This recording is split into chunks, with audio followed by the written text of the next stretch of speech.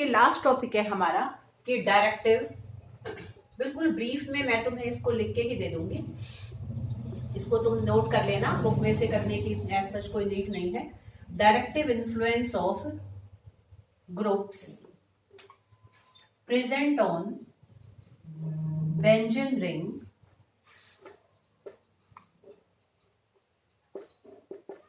towards electrophilic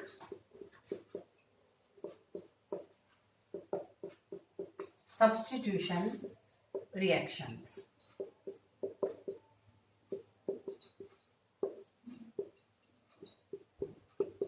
ठीक है बेटा, तो हेडिंग काफी बड़ी है बट टॉपिक इतना बड़ा नहीं है, समझने के लिए तुम कह सकते हो, बट लिखने में मैं तुम्हें बहुत ब्रीफ करवा दूंगी इसको, तो इजीली कर पाओगे इसको।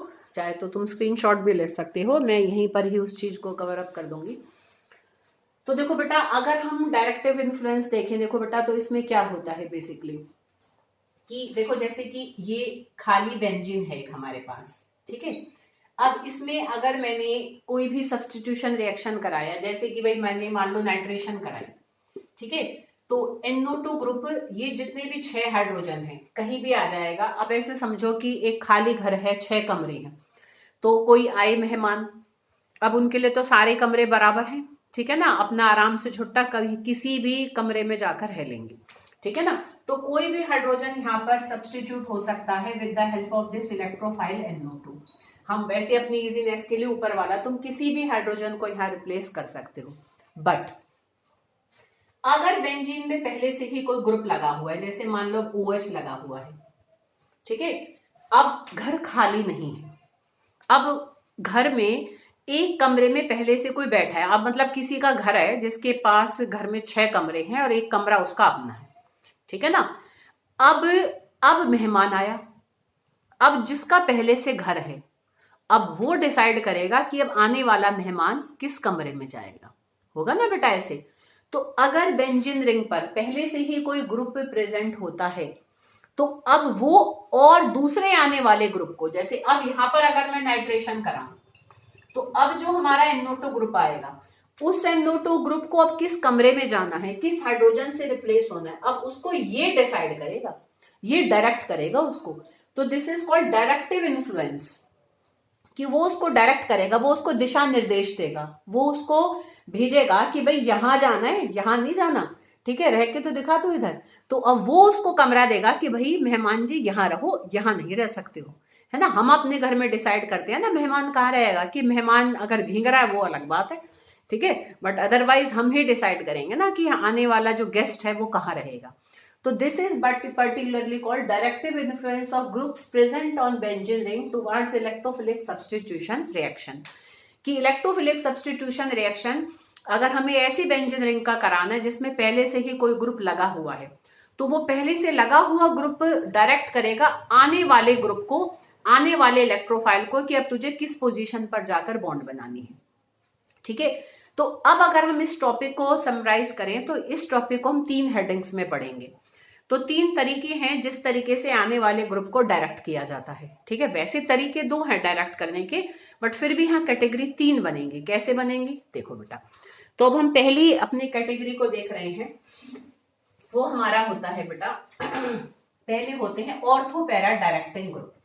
उनको बेसिकली हम कहते हैं activating and ortho para directing group, activating and ortho para directing group, ठीक है। अब इसमें देखो हम बेटा कैसे डिसाइड करेंगे। अब देखो जो ग्रुप हमारा पहले से लगा हुआ है, अब जैसे कि चलो हम फिनॉल को ही लेके चलते हैं, ठीक है ना। देखो फिनॉल में ये हमारा OH है, तुम्हें ध्यान हो तो बेटा मैंने तुम्हें एक तरीका बताया था कि हम रटे नहीं कि कोई भी ग्रुप हमारा रिंग में लगा हुआ है या चेन में लगा हुआ है, कि either it is electron releasing और इलेक्ट्रॉन विड्रॉइंग। वो रिंग को या चेन को इलेक्ट्रॉन देने का काम करेगा कि उससे लेने का काम करेगा, उसको विड्रॉ करेगा इलेक्ट्रॉन कि उसको देगा, ठीक है, रिलीज करेगा उसके तरफ इलेक्ट्रॉन्स, उसके तरफ इलेक्ट्रॉन्स। तो ये हम डिसाइड करने का बड़ा सिंपल तरीका होता है ना, हमें रटना नहीं है बिल्कुल भी। देखो हमें सिंपल सा लॉजिक लगाना है, जैसे मैंने तुम्हें वहां भी समझाया था क्लास में भी। देखो एक अगर NO2 ग्रुप लग रहा हो और एक NH2 ग्रुप लग रहा हो, दोनों में ही नाइट्रोजन ने रिंग के साथ डायरेक्ट बॉन्ड बना रखी है, but one is electron withdrawing and other one is electron releasing group. Easily जज कर सकते हो। देखो बेटा कैसे, तुम ग्रुप में ध्यान से देखो, ग्रुप में जिस एटम ने रिंग के साथ डायरेक्ट बॉन्ड बना रखी है उसको देखो अपने ग्रुप के अंदर, अपने ग्रुप के अंदर उसको इलेक्ट्रॉन मिल रहे हैं कि कोई उससे खींच रहा है ना। अब तुम यहां देखो कि ऑक्सीजन नाइट्रोजन से ले रहा है, तो नाइट्रोजन पर क्या आ जाएगा, पॉजिटिव चार्ज। यहां पर नाइट्रोजन हाइड्रोजन से ले रहा है, तो यहां नाइट्रोजन पर आ जाएगा नेगेटिव चार्ज, डेल्टा नेगेटिव। तो अब सिंपल सी बात, कोई अगर उससे खींचेगा तो वो दूसरे से खींचेगा, कोई अगर उसको देगा अपने ग्रुप में तो वो आगे देगा। समझ में? एक सिंपल लॉजिक लगाना है कि अगर उसको अपने ही ग्रुप में जो और एटम्स हैं उनसे अगर इलेक्ट्रॉन्स मिल रहे हैं तो उस पर डेल्टा नेगेटिव चार्ज आएगा। तो अगर उस पर डेल्टा नेगेटिव होगा तो वो देने का काम करेगा और वो इलेक्ट्रॉन रिलीजिंग ग्रुप बनेगा। और अगर उससे ग्रुप में, अपने ही ग्रुप में इलेक्ट्रॉन उससे लिए जा रहे हैं तो वो भी फिर तो उस पर डेल्टा पॉजिटिव आ जाएगा, तो कमी है उसके, तो वो अपनी कमी को पूरा करेगा। जब वो रिंग या चेन किसी के साथ भी अटैच होगा तो फिर वो लेने का काम करेगा। तो this is electron withdrawing group and this is electron releasing group. तो इस तरीके से हम इजीली उसके इलेक्ट्रॉन रिलीजिंग या विड्रॉइंग नेचर को जज कर सकते हैं। ठीक है बेटा। तो अब जो हमारे एक्टिवेटिंग और ऑर्थो पैरा डायरेक्टिंग ग्रुप्स होते हैं ना, वो सारे ग्रुप्स बेटा हमारे इलेक्ट्रॉन रिलीजिंग ग्रुप्स होते हैं। ठीक है, जो एक्टिवेटिंग हो और ऑर्थो पैरा डायरेक्टिंग भी हो। तो अभी ऑर्थो पैरा डायरेक्टिंग कैसा है इसको अब हम देखेंगे। अब तुम देखो बेटा, जैसे कि फिनॉल है, पहचानो कि अभी वैसे मैंने कह ही दिया है कैटेगरी, तो it is an electron releasing group, कि क्योंकि हाइड्रोजन यहाँ पर ऑक्सीजन को देने का काम कर रहा है, तो इस पर हमारा क्या है, डेल्टा नेगेटिव चार्ज आ रहा है। ठीक है बेटा, आ रही है बात समझ में? तो अब हम यहाँ ध्यान से देखें, बैटरी मेरी थोड़ी लो बची है तो मैं कोशिश करती हूँ जल्दी से वाइंड अप करने की। देखो बेटा यहाँ ध्यान से कि इसमें ऑक्सीजन के पास है देखो लोन पेयर्स, ये लोन पेयर यहाँ पर ना ऐसे डबल बॉन्ड बनाएंगे। तो अब इस कार्बन की क्योंकि फिर 5 बॉन्ड हो जाएंगे तो वो इस पाई बॉन्ड को तोड़ देगा। तो देखो बेटा यहाँ पर नेक्स्ट हमारा एक रेजोनेटिंग स्ट्रक्चर क्या बनेगा, ये बनेगा देखो बेटा इस तरीके से कि ये दोनों बॉन्ड तो इसकी इंटैक्ट रहेंगी। अब यहाँ पर बन गए डबल बॉन्ड, डबल बॉन्ड बनते ही ऑक्सीजन ने जब अपना इलेक्ट्रॉन रिंग को दिया तो इस पर आ जाएगा पॉजिटिव चार्ज। अब जब इसको पॉजिटिव चार्ज आ गए, कार्बन को तो इससे इलेक्ट्रॉन मिल गए, तो इस पाई बॉन्ड के इलेक्ट्रॉन ये इसको दे देगा। अब इसको देगा तो इस पे आ जाएगा नेगेटिव चार्ज। अब रिंग बहुत समझदार है, कभी भी ऐसे कहीं एक रिंग के कार्बन एटम को परेशान नहीं होने देती, सब मिलकर उस परेशानी को झेलते हैं। जैसे फैमिली में होता है ना, मिलकर कोई हम किसी मुसीबत को झेलते हैं तो तभी फैमिली अच्छी चलती है। तो ऐसे ही इसलिए ही बेंजीन रिंग इतनी स्टेबल होती है कि मिलकर सब कमी को बांट लेते हैं। जैसे इस पर खाली वो नेगेटिव चार्ज नहीं रहने देंगे, इस नेगेटिव चार्ज से यहाँ डबल बॉन्ड बना लेंगे, फिर इस कार्बन की 5 बॉन्ड हो जाएंगे, है ना, क्योंकि इसकी यहाँ बन रही है तो जब इससे बन जाएगी तो इसकी 5 बॉन्ड होंगी, तो इस पाई बॉन्ड के इलेक्ट्रॉन को अगले कार्बन को दे देगा।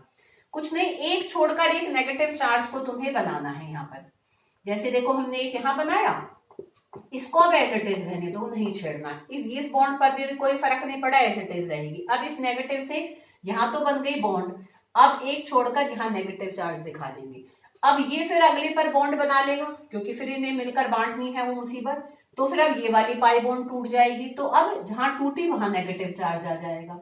तो तुम देखो बेटा यहाँ ध्यान से, अब ये बन चुकी थी, ये पहले से ही ऐसी थी, अब तुम देखो यहाँ नेगेटिव चार्ज आ जाएगा, सॉरी यहाँ बॉन्ड बन जाएगी। ठीक है, जो नेगेटिव होगा उससे अगले पर बॉन्ड बनानी, अगली बॉन्ड तोड़कर फिर अगले पर नेगेटिव चार्ज शो कर देना है। अब ये नेगेटिव चार्ज से फिर ये यहाँ बॉन्ड बनाएगा तो ये इसके लोन पे वापस कर जाएगा कि ले ले भैया, यानी तो अंदर गलत मचा दिया रिंग में, तो वो उसके इलेक्ट्रॉन्स को वापस कर देगा। तो अब यहाँ पर ये फिर से इसका लोन पेयर आ जाएगा, फिर से अब इधर से चलना शुरू होगा। ध्यान से देखो तो ये और ये स्ट्रक्चर क्या सेम है, देखो पाई बॉन्ड तीनों पलट गई, बेंजीन रिंग का दूसरे वाला रेजोनेटिंग स्ट्रक्चर आ गया। तो इन 5 स्ट्रक्चर में अब बेटा बहुत ध्यान से तुम देखो कि नेगेटिव चार्ज आ रहा है इसके रेस्पेक्ट में ऑर्थो पोजीशन पर और इसके रेस्पेक्ट में पैरा पोजीशन पर। अब जब हम इलेक्ट्रोफिलिक सब्स्टिट्यूशन रिएक्शन करा रहे हैं बेटा, तो इलेक्ट्रोफाइल जब आएगा, इलेक्ट्रोफाइल होते हैं इलेक्ट्रॉन लविंग स्पीशीज। देखो जब खाली बेंजीन में कोई इलेक्ट्रोफाइल आकर अगर बॉन्ड बना रहा था है ना, मान लो NO2 पॉजिटिव आया, उसके लिए सारे एकदम से इक्विवेलेंट है, सारे carbon delta negative delta negative delta negative है। अब उसी इलेक्ट्रोफाइल को अगर तीन तीन पूरे नेगेटिव चार्ज तीन जगह दिख गए तो लपक के वही बॉन्ड बनाएगा जहां उसको फायदा होगा, उसको नेगेटिव चार्ज ही चाहिए। भाई खाली बेंजीन में तो खाली डेल्टा नेगेटिव थे, सारे डेल्टा नेगेटिव थे, तो कहीं भी आ गया। अब यहाँ पर तीन हमारे कार्बन ऐसे हो गए जिसपे complete negative charge due to this electron releasing OH group आ गया। तो अब आने वाला इलेक्ट्रोफाइल ऑर्थो पोजीशन पर या पैरा पोजीशन पर ही बॉन्ड बनाएगा, मेटा पर तो बनाएगा ही नहीं। इसलिए हम इलेक्ट्रॉन रिलीजिंग ग्रुप्स को क्या कहते हैं, ऑर्थो पैरा डायरेक्टिंग ग्रुप। अब क्योंकि इन्होंने ऑर्थो पैरा और पोजीशन पर डायरेक्ट कर दिया आने वाले इलेक्ट्रोफाइल को, साथ में रिंग को और एक्टिवेट कर दिया। खाली बेंजीन में तो डेल्टा नेगेटिव चार्ज था, बट अब इसमें तीन पोजीशन पर पूरा नेगेटिव चार्ज है। तो जब नाइट्रिक एसिड को अगर मैं डालूं फिनॉल में और एक मैं नाइट्रिक एसिड को डालूं बेंजीन में, तो वो फिनॉल पर पहले जल्दी रिएक्शन शो करेगा क्योंकि उसको पूरा नेगेटिव चार्ज मिल रहा है, ठीक है ना। खाली बेंजीन में इतनी जल्दी शो नहीं करेगा। तो OH ग्रुप जब बेंजीन रिंग पर लगा तो उसने बेंजीन रिंग को और एक्टिवेट कर दिया टुवर्ड्स इलेक्ट्रोफिलिक सब्स्टिट्यूशन रिएक्शंस, ठीक है बेटा। तो रिंग की रिएक्टिविटी को क्योंकि बढ़ा देते हैं towards electrophilic substitution reactions, that's why electron releasing groups are called activating and ortho para directing group. किस वजह से किया, देखो एक तो रेजोनेंस के कारण ऑर्थो और पैरा डायरेक्टिंग बना, तो रेजोनेंस इफेक्ट हुआ यहाँ पर वो कैसा हुआ, देने वाला हुआ, इलेक्ट्रॉन दे रहा है, तो उसको +R इफेक्ट कहते हैं।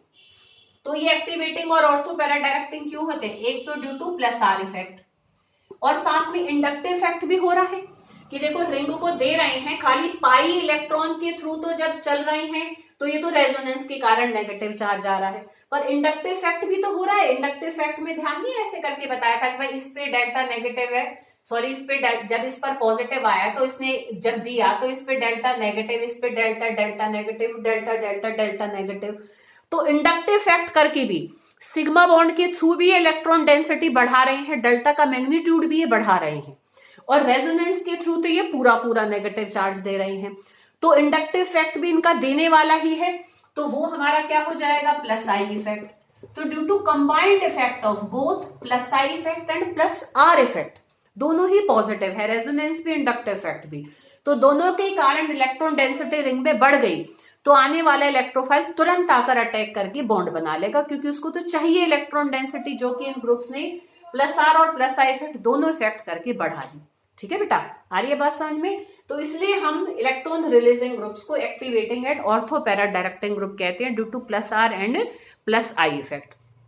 अब हम दूसरा केस देखें। दूसरा केस हमारा कैसा कि अगर यहां पर आ जाए इलेक्ट्रॉन विड्रॉइंग ग्रुप, ठीक है, कि जो इस रिंग की जो एक तरीके से लेने का काम करते हैं।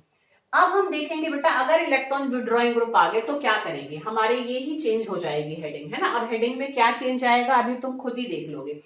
देखो बेटा, मान लो मैंने यहां पर लगा दिया CHO ग्रुप को, तो CHO हमारा कैसा होता है, CHO is electron withdrawing group, की उसमें उल्टा कार्बन के ऊपर पॉजिटिव चार्ज है, तो वो रिंग से उल्टा इलेक्ट्रॉन लेने का काम करेगा।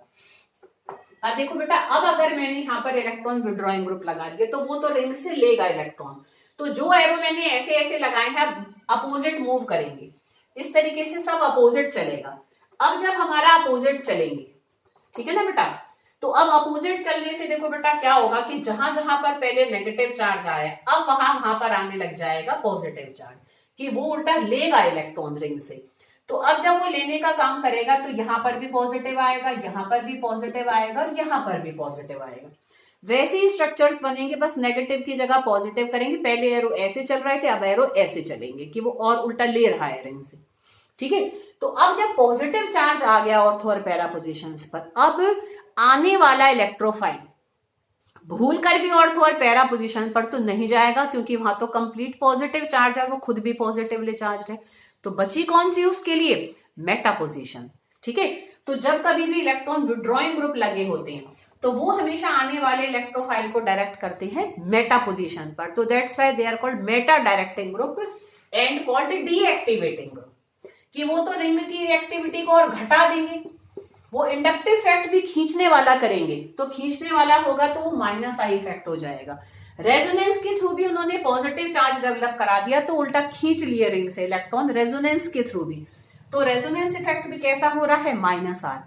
तो दोनों इफेक्ट के थ्रू उन्होंने रिंग से इलेक्ट्रॉन डेंसिटी ले ली, तो आने वाले इलेक्ट्रोफाइल के लिए अब रिएक्टिविटी उसने कम कर दी बेंजीन रिंग की, है ना। कुछ मेहमान तो उल्टा घर में आके काम कराते हैं, हमारी मदद करते हैं, हमें अच्छा लगता है आ जाए ऐसे मेहमान तो, और कुछ काम बढ़ा देते हैं बहुत ज्यादा, तो हम नहीं चाहते कि वो ना आए। समझ रहे ना बेटा, जस्ट एक हम कंपेयर कर रहे हैं ना अपनी लाइफ के साथ इनको।